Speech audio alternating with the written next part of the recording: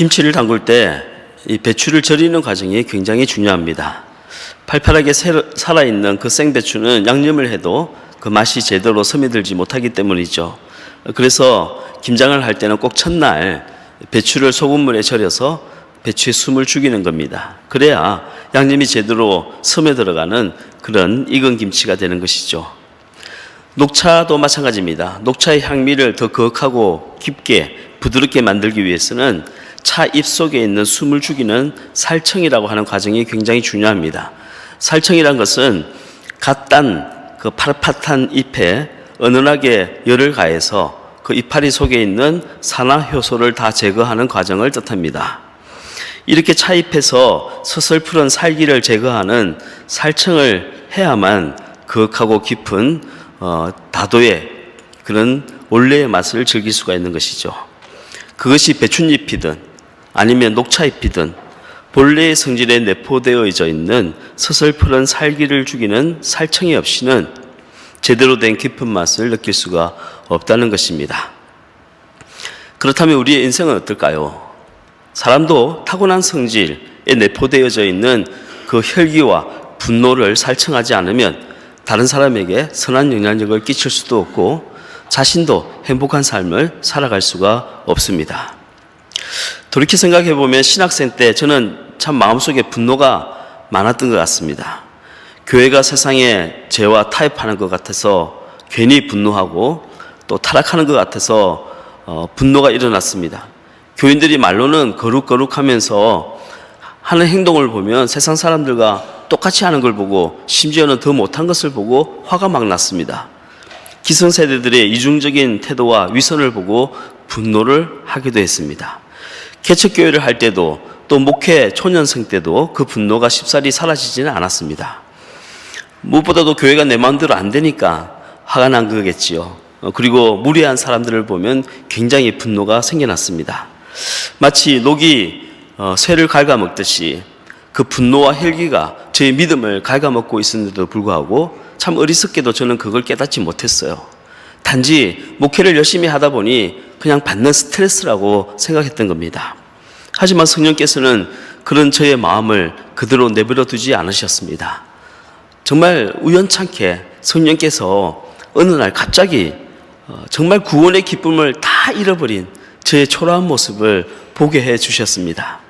그날 성령께서 보게 하신 제 모습은 마치 돼지 우리에서 지엄나무 열매나 훔쳐먹고 있는 그 불쌍하고 굶주린 탕자의 모습과 똑같았습니다. 주일날 설교를 해야 하니까 어쩔 수 없이 설교를 준비하면서도 누군가에게 잔뜩 화가 나 있는 제 모습을 보게 되었어요. 설교 내용은 예수님께서 그런 죄인들을 용서하셨다고 그런 글을 쓰고 있으면서도 저는 누군가에게 지금 막 화를 내고 있는 겁니다.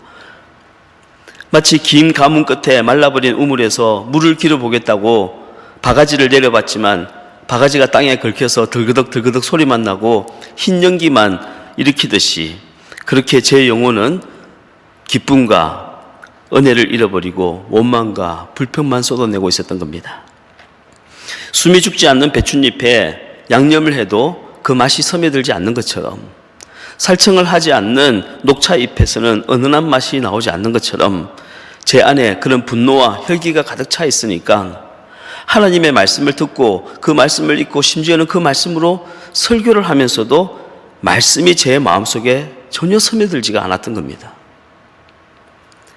생텍쥐페리의 어린 왕자를 보면 소행성 B612호에 사는 어린 왕자가 아침마다 일어나서 제일 먼저 하는 일이 두 가지가 있어요. 하나는 밤사이에 자란 바오밥 나무의 뿌리를 뽑는 겁니다. 또 하나는 언제 터질지 모르는 화산을 청소하는 일이에요. 밤새 자라난 바오밥 나무의 뿌리는 인간의 욕심을 상징합니다. 그리고 언제 터질지 모르는 그 화산은 우리의 마음속에 있는 분노를 상징합니다. 인간의 마음속에는 나도 모르게 자라나는 욕심이 있고 그 욕심대로 안 되면 폭발하는 분노가 숨겨져 있습니다. 이 욕심과 분노를 제거하지 않으면 우리 인생은 성공을 해도 나는 불행하다고 느낄 수밖에 없고 가족을 사랑하면서도 그것이 힘들고 아프고 고통스러울 수밖에 없어요. 하나님은 우리의 마음에 기쁨과 평안을 주시길 원하십니다. 하나님께서 우리를 구원하신 이유가 뭐냐? 죽은 다음에 천국에 가는 것도 물론 중요한 이유죠. 하지만 이 땅에서 행복을 누리라는 겁니다. 하나님은 우리가 기도의 응답을 받고 무슨 대단한 능력을 받고 하기 이전에 먼저 하나님의 마음에 물들기를 원하십니다. 주님의 사랑으로 물들어서 날마다 감사와 감격과 감동을 누리며 살아가기를 원하시는 것이 아버지 하나님이 우리를 향하신 뜻인 줄로 믿으시길 바랍니다. 우리가 주님의 마음에 물들기 위해서는 우리의 타고난 성질에 내포되어져 있는 이 분노와 혈기를 살청해야 합니다. 지금 우리 사회는 한마디로 얼어붙은 분노 사회입니다. 분노가 고착화되니까 이제는 국민들의 일상에서 그 분노를 떼내기가 너무나 힘들어졌어요. 오랫동안 켜켜이 쌓여있는 분노는 이제 언제 터져도 전혀 이상하지 않는 시한폭탄이 되고 말았습니다. 나와 다른 사람을 미워하고 경멸하고 정오하는 것이 일상이 되고 말았어요. 나와 생각이 다른 사람, 나와 이념이 다른 사람을 적으로 규정하고 그들을 몰아내는 것을 마치 선이라고, 그것이 사회의 정의라고 생각하는 겁니다.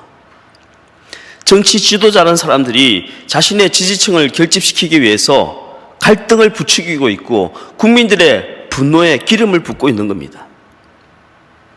얼어붙은 분노 사회에서는 정오 범죄라든지 묻지마 폭행이라든지 외로운 늑대라든지 이런 형태들은 언제라도 터져나올 수밖에 없는 피고름이 되어 있는 겁니다. 어린 왕자가 아침마다 바오밥 나무의 뿌리를 뽑아내듯이 또 화산을 청소하듯이 우리 사회에 독버섯처럼 번져나가고 있는 이 분노의 불길을 빨리 끄트리지 않으면 우리 사회는 작은 행성에서 화산이 터져버린 것 같은 그런 돌이킬 수 없는 파국으로 치닫게 될 겁니다. 여러분 한번 생각해 보십시오. 그 조그만 행성에서 화산이 폭발하면 어떤 일이 벌어지겠습니까? 이 작은 대한민국에서 이 분노가 화산처럼 폭발해 버린다면 우리나라는 앞으로 어떻게 되겠습니까? 우리는 왜 이토록 분노하는 것일까요? 인간의 분노의 뿌리를 더듬어가면 가인을 만날 수가 있습니다. 가인은 인류 최초의 살인자입니다. 하나님께서 동생 아벨의 제사는 받으시고 형인 가인의 제사를 받지 않자 가인은 분노하게 되었고 결국 동생 아벨을 돌로 쳐 죽이게 되었습니다. 그렇다면 하나님은 왜 가인의 제사를 받지 않으신 걸까요? 제사의 본질, 즉 예배의 본질은 하나님을 하나님으로 인정하는 겁니다. 이것이 예배의 본질입니다. 하나님을 하나님으로 인정하면 지금 내가 누리고 있는 모든 것들이 하나님께로부터 왔다는 사실을 깨닫게 되는 겁니다. 내 삶이 내가 주인이 아니라 하나님이 내 삶의 주인 되심을 고백하게 되는 겁니다. 참된 예배자는 당장 필요한 것을 다 얻지는 못했다 할지라도, 내가 기도하는 것을 당장 다 얻지는 못했다 할지라도 내 삶의 주인 되신 하나님이 나와 함께 자정하고 계시니 내 마음의 평안을 누리는 것, 이것이 바로 참된 예배자의 모습인 겁니다. 그런데 가인은 하나님이 없는 제사를 드린 거예요. 여러분 이상하지 않습니까? 제사라고 하는 것은 하나님께 드리는 건데 가인의 제사는 하나님이 계시지 않는 제사를 드린 겁니다. 하나님이 내 삶의 주인이 아니라 내가 내 삶의 주인이 된 겁니다. 하나님께 영광을 돌리는 것이 아니라 내 영광을 드러내고 나를 드러내고 내가 인정받는 것이 목적이었던 겁니다. 제사는 단지 하나님께로부터 필요한 것을 받아내는 수단에 불과했던 겁니다. 우리는 가인의 살인에서 분노는 하나님의 결핍이란 사실을 깨닫게 됩니다. 하나님이 없는 제사를 드렸던 그 가인의 제사에 분노가 처음으로 틈타게 되었던 겁니다. 이런 말이 있죠. 분노는 결핍에 대한 아우성이다. 부모의 사랑이 결핍된 아이들 마음속에는 분노가 싹트기 시작합니다. 자존감이 결핍된 사람들은 이 사회에 대한 분노가 자꾸만 자라나게 됩니다. 마찬가지로 하나님의 은혜가 결핍된 사람들은 영적인 분노가 자라날 수밖에 없는 겁니다. 전에 어떤 분을 만나서 대화를 하는데 그분은 자기 자신을 뭐라고 소개하냐면 자기는 철저한 무신론자다, 이렇게 말씀하시는 겁니다. 철저한 무신론자라고 주장하는 분과 대화를 나누게 되었어요.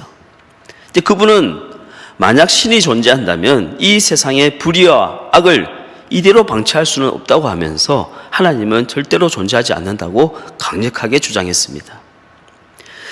근데 저는 그분과 대화를 나누면서 어떤 감정이 들었냐면요, 내가 찾는 하나님을 만나지 못한 그 분노와 좌절감이 느껴졌어요.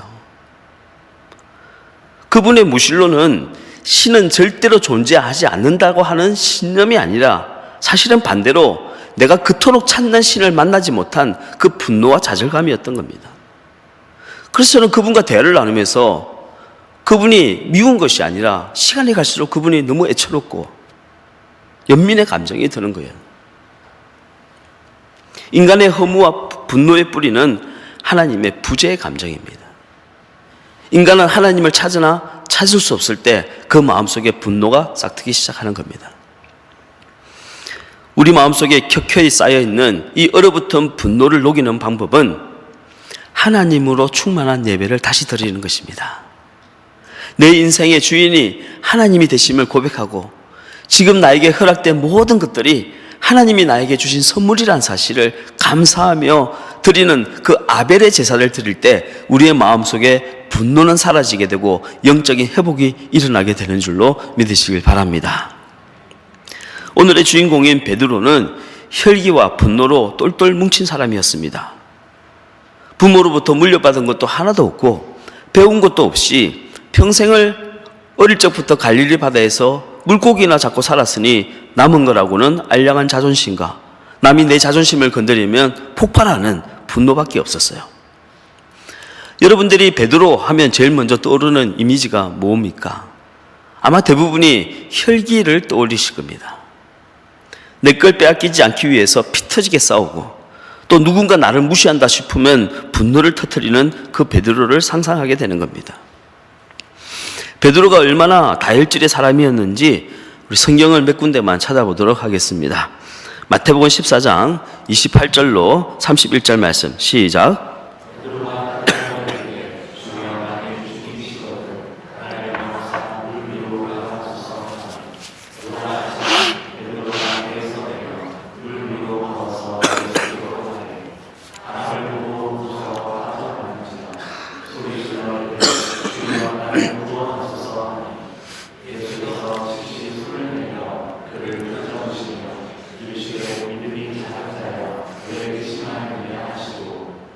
갈릴리 바다에서 제자들이 탄 배에 풍랑이 불어닥쳤습니다.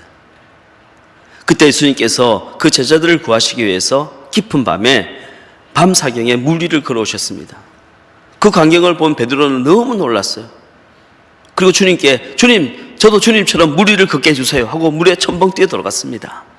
그렇게 몇 발자국을 걷다가 풍랑을 보고 두려워하여 금방 물에 빠지고 만 것입니다. 기적을 보면 금방 믿었다가 고난을 보면 금방 하나님 없다고 그러고 원망을 해요. 응답받으면 금방 감사했다가 응답이 조금만 지연되면 또 하나님께 원망하고 불평하는 사람들입니다. 또 다른 구절을 한번 찾아보겠습니다. 마태복음 16장 21절로 23절 말씀 시작. 이때로부터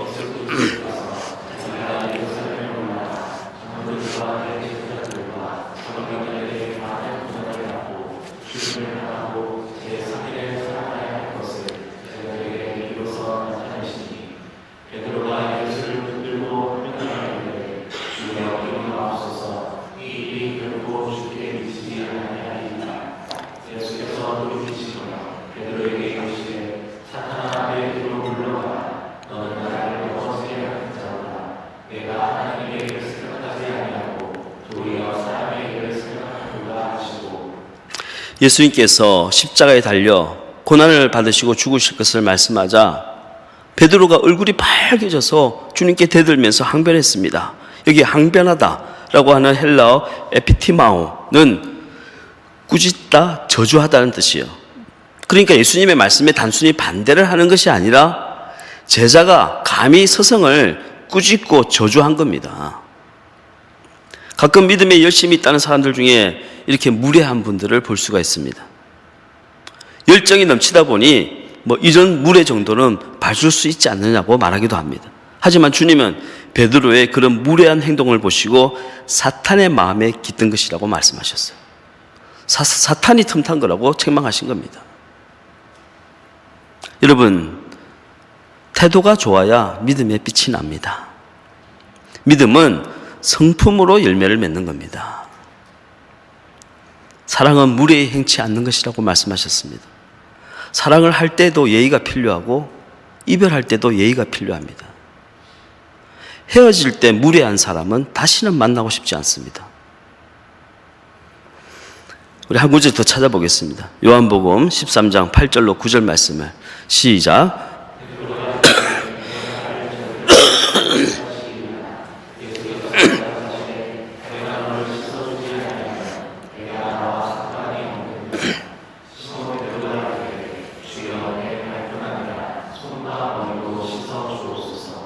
예수님께서 떡과 포도주로 최후의 만찬을 하시다가 갑자기 대야에 물을 가지고 오셔서 제자들의 발을 씻기기 시작했습니다. 이때 베드로가 또 한 번 크게 화를 내면서 아니 스승이 어떻게 제자의 발을 씻어줄 수 있습니까? 그건 종들이나 하는 일입니다. 절대 할 수 없습니다. 하고 대들었어요. 그때 예수님께서 내가 너를 섬기지 아니하면, 내가 너의 발을 씻겨주지 않으면 너와 나는 상관이 없다 라고 말씀하시자 금방 돌아서서 그러면 머리도 감겨주시고 때도 좀 밀어주시고 온몸을 다 씻겨달라고 이야기했어요.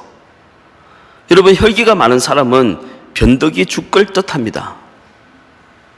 말씀에 의지하여 믿음을 세워가는 것이 아니라 감정에 따라서 믿음이 이리 갔다 저리 갔다 하는 겁니다. 믿음은 들음에서 나며 들음은 그리스도의 말씀으로 말미암느니라 라고 하였습니다. 믿음은 감정이 아니라 말씀에 기초해야 합니다.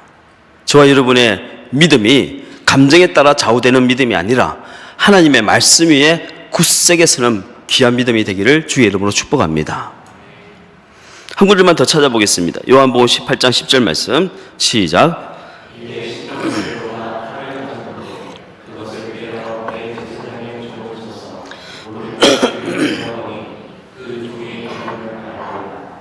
겟세마네 동산에서 주님께서 기도하시는데 로마 병정과 제사장의 하인들이 칼과 몽치를 들고 쳐들어와서 주님을 붙잡으려고 했습니다. 이때 분노한 베드로가 칼을 휘둘러서 말고의 귀를 떨어뜨렸습니다. 주님이 베드로를 책망하시면서 칼로 흥한 자는 칼로 망하리라 말씀하셨어요.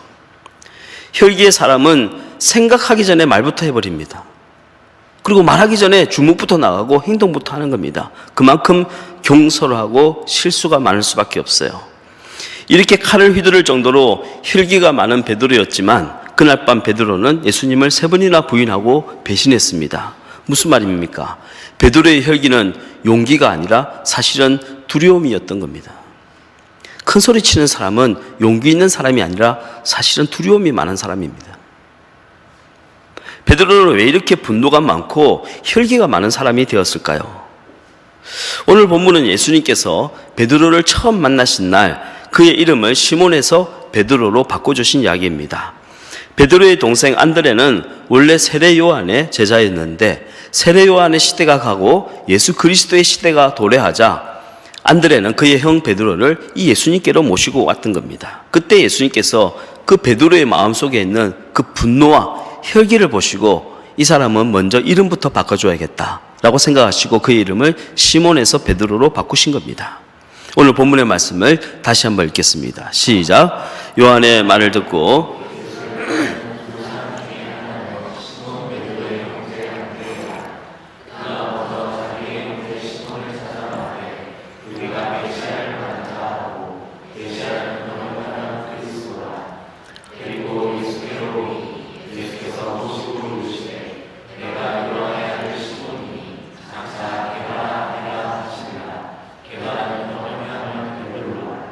베드로의 본명은 시몬입니다. 시몬은 갈대라는 뜻입니다. 바람이 조금만 불어도 이리로 저리로 흔들릴 수밖에 없는 것이 갈대입니다. 다른 사람이 한마디만 해도 감정이 금방 흔들리고 폭발할 수밖에 없는 것이 갈대입니다. 반면 베드로는 반석이란 뜻입니다. 든든한 바위와 같이 남들이 뭐라고 해도 세상이 아무리 요동쳐도 주님을 향한 그 믿음이 흔들리지 않는 사람을 뜻하는 겁니다. 예수님은 베드로에게 너는 이제 시몬이 아니라 베드로가 되어야 한다라고 말씀해 주었습니다. 주님은 왜 베드로의 이름을 바꾸신 걸까요? 이름이 비전이기 때문입니다. 이름이 하나님의 꿈이기 때문입니다. 가끔 자기 이름이 너무 촌스럽다고 이름을 이제 바꾸시는 분이 계십니다. 우리 교인들 중에도 등록할 때 이름하고 지금 이름이 달라서 제가 헷갈린 분들이 계십니다. 연예인 중에도요, 가끔 평범한 이름을 쓰기보다는 한 번만 들으면 절대로 잃어버리지 않는 그런 세련된 이름으로 바꾸는 경우도 있습니다. 하지만 하나님께서 이름을 바꾸실 때는 꿈을 주시고 비전을 주시고 사명을 주시기 위함입니다. 단지 한 집안의 어른이 되라고 하는 아브라함을 모든 열방의 믿음의 조상으로 삼기 위해서 아브라함이라고 이름을 바꿔주신 겁니다. 평생 다른 사람의 뒤통수나 치고 경쟁만 하고 살아가야 할 야곱을 하나님 앞에 무릎으로 사는 기도하는 사람이 되라고 이스라엘이라고 이름을 바꿔주었습니다.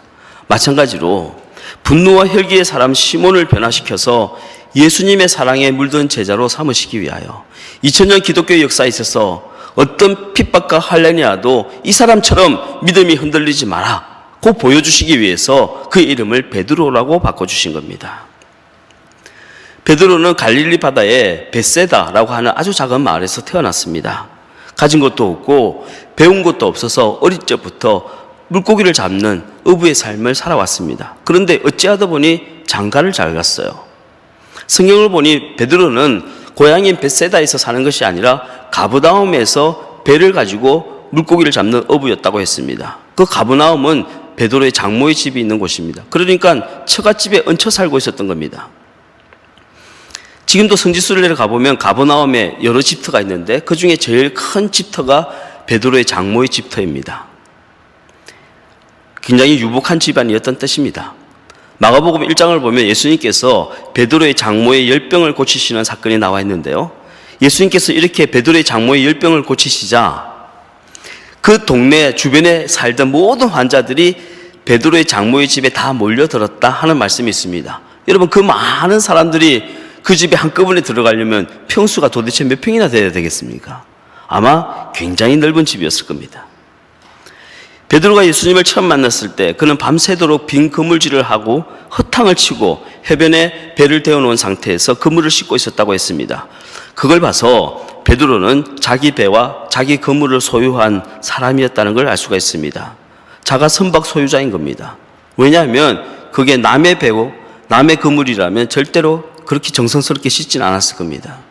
예수님 당시에 대부분의 어부들은요, 자기 배를 소유한 사람이 아니라 남의 배를 빌리고 그물을 빌리고 나가서 마치 소작농들이 남의 밭에서 일을 하는 것처럼 물고기를 잡아서 그 중에 일부를 자기가 가지는 그런 어부였던 겁니다. 하지만 베드로는 달리 자신의 배를 가지고 자신의 그물을 가지고 물고기를 잡던 나름대로 재산을 가지고 있는 사람이었다는 뜻입니다. 아무것도 없는 놈이 부인을 잘 만나서 집불도 없는 게 처가를 잘 만나서 아마 베드로는 종종 그런 이야기를 들었을 겁니다. 그런 이야기를 들을 때마다 마음의 자격지심이 얼마나 컸겠습니까? 게다가 그의 동생 안드레는 형 베드로보다 훨씬 더 똑똑한 사람이었어요. 안드레는 일찍이 세례 요한의 제자가 되어서 그의 가르침을 받았습니다. 반면 베드로는 배운 것도 없고 의식도 없는 사람이었어요. 그저 하루하루 먹고 살기에 바빠서 다람쥐 쳇바퀴 돌듯이 그렇게 그물질을 하며 사는 인생이었던 겁니다. 그러니 잘난 사람, 배운 사람에 대한 상대적인 박탈감이 얼마나 컸겠습니까? 또 알량한 자존심과 고집은 얼마나 셌겠습니까? 누군가 자기를 조금이라도 무시하는 듯하면 금방이라도 칼을 빼들고 덤벼드는 사람이 베드로였던 겁니다.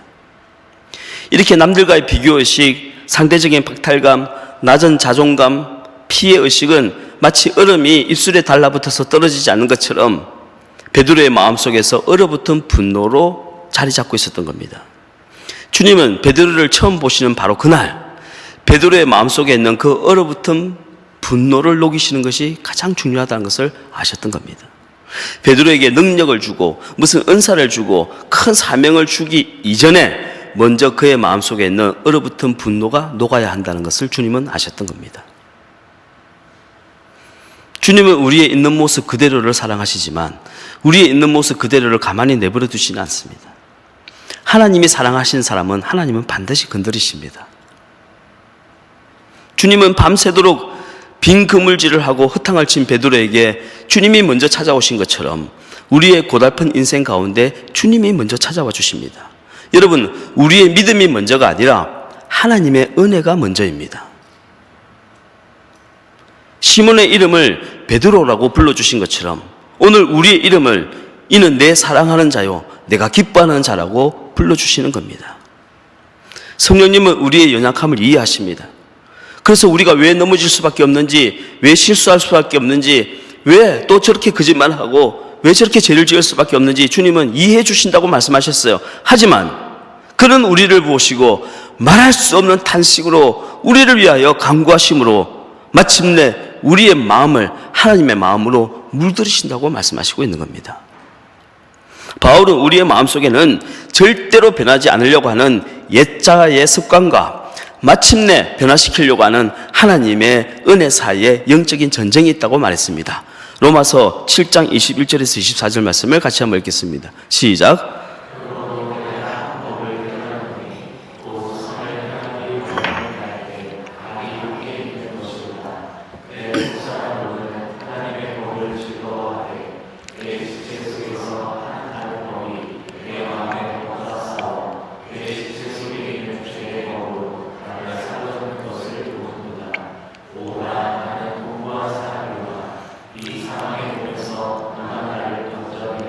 아멘.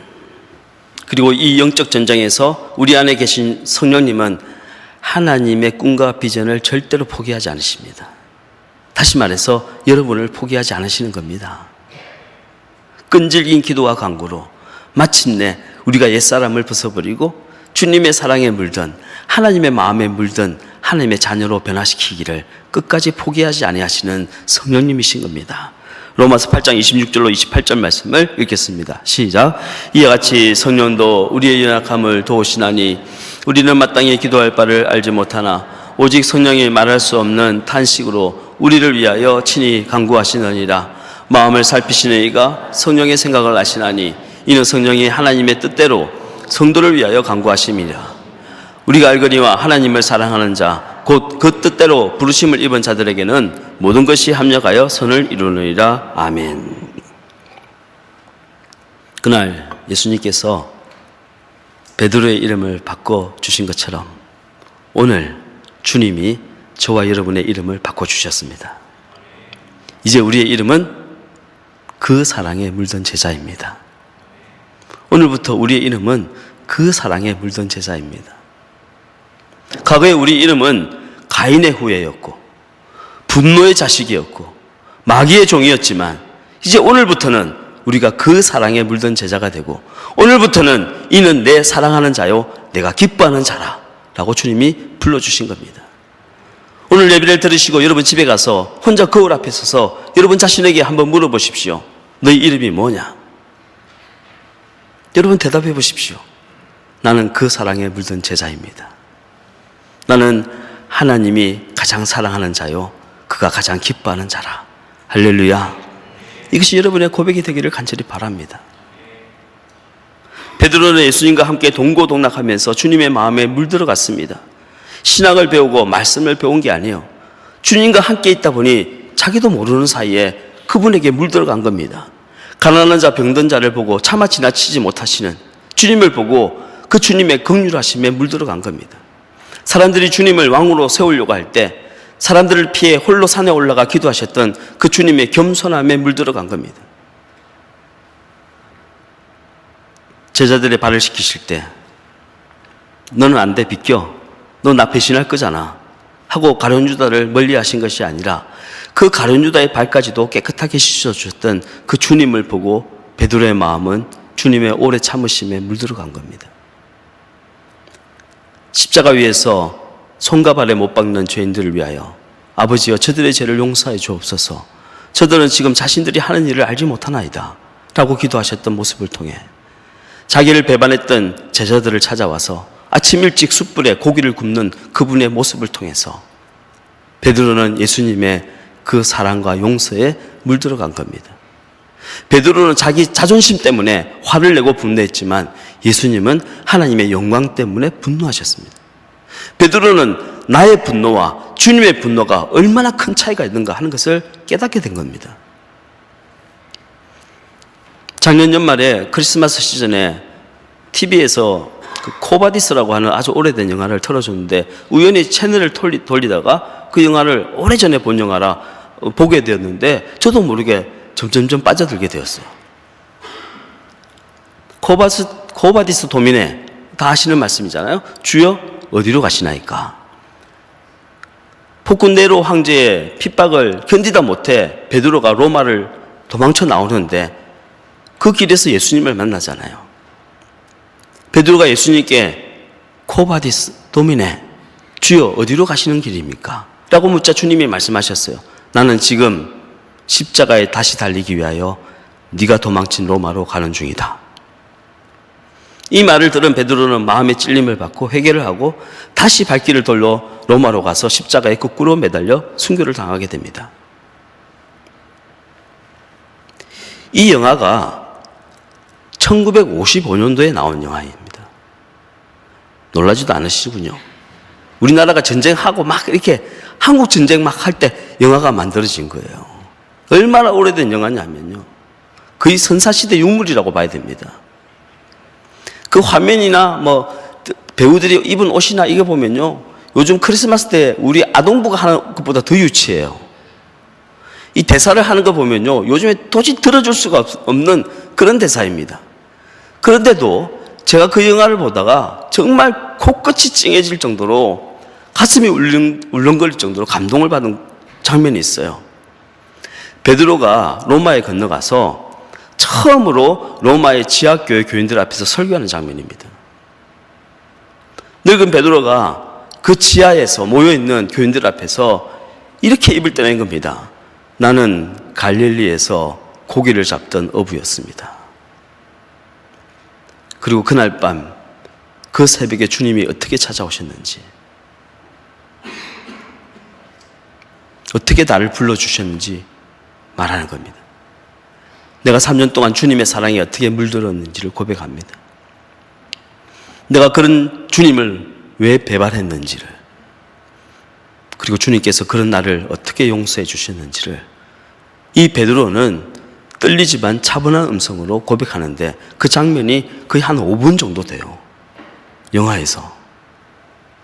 그런데 지루하다는 느낌은 하나도 들지 않고 그 대사 한마디 한마디에 막 마음이 빨려 들어가는 겁니다. 아니 1950년대 영화를 어떻게 이렇게 잘 만들 수 있지? 제가 깜짝 놀랐어요. 신학자들은 믿음을 되게 복잡한 말로 어렵게 설명합니다. 하지만 진짜 은혜 받은 사람은요, 믿음을 정말 단순하고도 진솔하게 고백하는 겁니다. 여러분, 믿음이란 무엇입니까? 믿음이란 한마디로 하나님의 말씀이 내 마음에 물드는 겁니다. 내가 아무리 교회를 오래 다니고 직분을 받고 뭘 대단한 일을 해도 그 말씀이 내 삶을 물들이지 못하면 믿음이 아닌 거예요. 믿음이란 한마디로 하나님의 말씀 하나하나가 내 삶에 물들이기 시작하는 겁니다. 스며드는 거예요. 구원이란 무엇입니까? 주님의 사랑에 온전히 물드는 겁니다.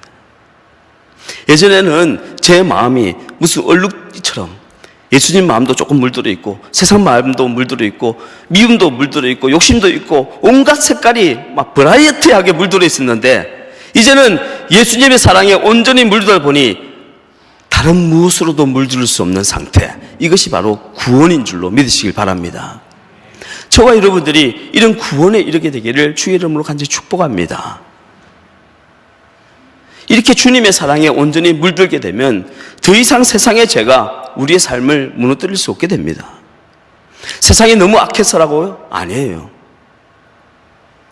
우리가 온전한 믿음으로 구원받는다면 그 어떤 권세도 우리를 넘어뜨리지 못할 줄로 믿으시길 주의 이름으로 축복합니다.